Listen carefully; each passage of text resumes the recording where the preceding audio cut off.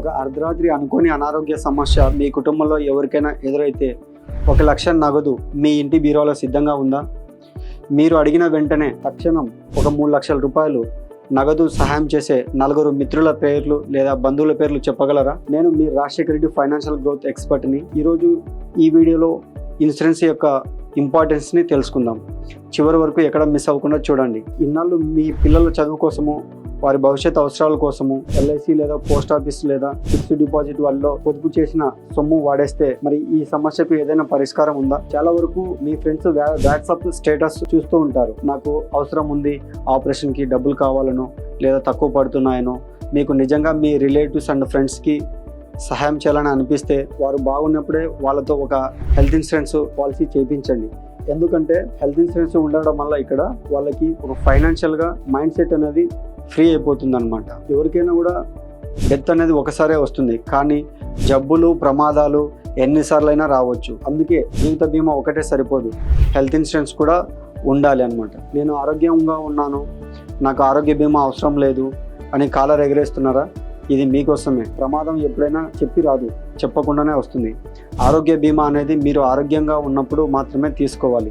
హాస్పిటల్లో చేరిన తర్వాత ఏ బీమా కంపెనీ కూడా ఆరోగ్య బీమా ఇవ్వదు. ఆరోగ్య బీమా అనేది ఆప్షన్ కాదు, ఇది ఒక అవసరం. మన ఆస్తులకి, మన వస్తువులకి, మన వాహనాలకి ఇచ్చే విలువ మన కుటుంబ బీమాకు ఇవ్వలేమా? చాలామంది చూస్తూ ఉంటాం, సామాన్యులు అప్పులు చేసి ఆసుపత్రికి చెల్లిస్తారు. అలాగే మిడిల్ క్లాస్ వాళ్ళు దాచుకున్న డబ్బులు తీసి ఆసుపత్రి వాళ్ళకి చెల్లిస్తారు. తెలివైన వాళ్ళు హెల్త్ ఇన్సూరెన్స్ తీసుకొని కంపెనీ చేత డబ్బులు కట్టిస్తారు. తెలివైన నిర్ణయం తీసుకోవాలి. మన బరువుని మోసే వస్తువులకి దాని విలువకి తగిన ఇన్సూరెన్స్ చేయిస్తాం, కానీ కుటుంబ బరువు మోసే మనం మాత్రం మన ఆర్థిక విలువ తగిన ఇన్సూరెన్స్ మాత్రం వాయిదా వేస్తాం. పాలసీని వాయిదా వేయడం సులభమే, కానీ అనుకోని ప్రమాదాన్ని అయితే వాయిదా వేయలేము కదా. అది చెప్పకుండా ఎప్పుడైనా జరగవచ్చు. 20,000 రూపాయలతో హెల్త్ ఇన్సూరెన్స్ తీసుకోవడానికి ఆలోచిస్తున్న మనం రేపు హాస్పిటల్లో 10 లక్షలు లేదా 20 లక్షలు ఖర్చు మనం భరించగలమా? ఒకసారి మనల్ని మనం ప్రశ్నించుకోవాలి. ఎందుకంటే చాలా వరకు మనం సోషల్ మీడియాలో చూస్తూనే ఉంటాం, మా బాబుకు సర్జరీ ఉంది, మా భర్తకు కిడ్నీ ఫెయిల్ అయింది, మా నాన్నకి యాక్సిడెంట్ అయ్యింది, ఎవరైనా డొనేషన్ ఇచ్చి ఆదుకోండి అని. నిజానికి వాళ్ళలో 15,000 లేదా 20,000 రూపాయలు కూడా కట్టుకునే స్తోమత లేని వాళ్ళు ఉండొచ్చు. కానీ కట్టుకునే స్తోమత ఉన్న మీరు కూడా మిమ్మల్ని మోసం చేసుకోకండి.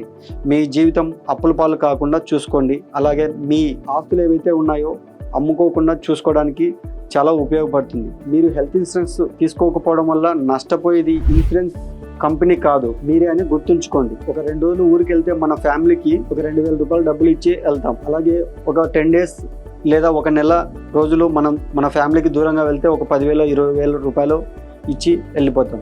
అదే లైఫ్ లాంగ్ మీ ఫ్యామిలీకి దూరంగా వెళ్ళిపోతే ఎంత డబ్బులు ఇస్తారు? అదేనండి, లైఫ్ ఇన్సూరెన్స్ వల్ల మీరు లేకున్నా, మీరు ఉన్నా, మీరు లేని పక్షంలో మీకు లైఫ్ ఇన్సూరెన్స్ అనేది చాలా ఉపయోగపడుతుంది అనమాట. మీరు లేని లోటుని ఆ లైఫ్ ఇన్సూరెన్స్ అనేది ఫుల్ఫిల్ చేస్తుంది అనమాట. చిన్న ప్రీమియం తోటి, అంటే ఒక 25,000 రూపాయలతోటి 1 కోటి రూపాయల వరకు ఇన్సూరెన్స్ అనేది మీ ఫ్యామిలీకి భరోసా ఇచ్చినట్టు అవుతారనమాట. ఫర్ ఎగ్జాంపుల్, మనం ఒక గుడిలోకి వెళ్ళినప్పుడు మన చెప్పుల్ని బయట వదిలేసి వెళ్తాం.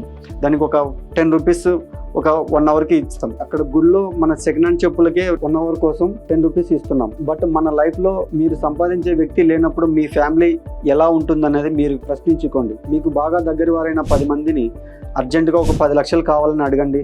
వారు మీరు ఒకవేళ లేవు అని బదులు ఇచ్చారంటే మాత్రం ఖచ్చితంగా మీకు ఆరోగ్య బీమా, జీవిత బీమా బాధ్యతలకు సరిపడా తీసుకోవాల్సిందే. లేదంటే మీరు మీ కుటుంబానికి ద్రోహం చేసిన వారే అవుతారు. ఈ కలియుగంలో బంధాలు, ప్రేమలు అలాంటివి. మరి హెల్త్ ఇన్సూరెన్స్ యొక్క ఇంపార్టెన్స్ ఏంటంటే మన సేవింగ్ చేసుకున్న డబ్బుల్ని అలానే కాపాడుతుంది అనమాట.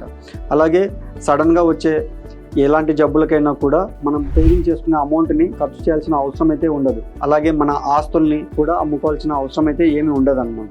అలాగే లైఫ్ ఇన్సూరెన్స్ అనేది మనం లేని పక్షంలో మన ప్లేస్లో లైఫ్ ఇన్సూరెన్స్ అనేది చాలా ఉపయోగపడుతుంది అనమాట.